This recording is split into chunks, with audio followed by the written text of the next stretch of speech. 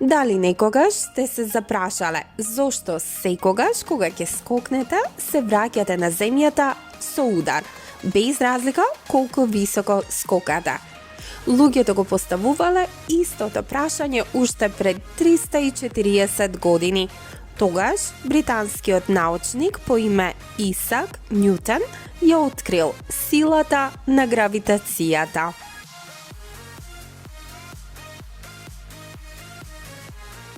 Приказната раскажува како Исак бил во својата градина кога му паднало јаболко на глава.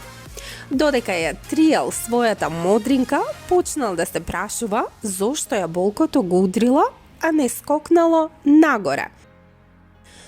Исак Њутон дошол до идеја дека некоја невидена сила мора да го привлекува јаболкото кон земјата. Тој ја нарече оваа сила гравитација, од латинскиот збор gravitas, што значи тежина.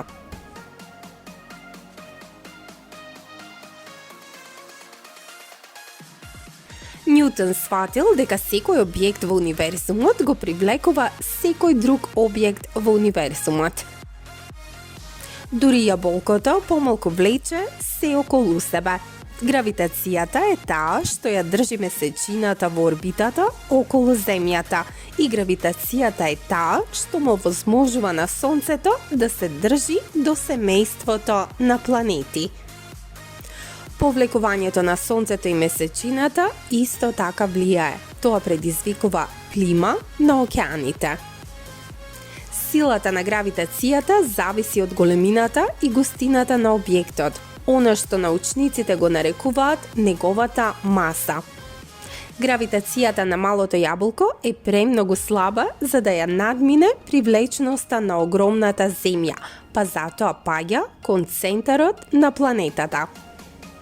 Повлекувањето на гравитацијата од објектот се намалува со растојанието од него.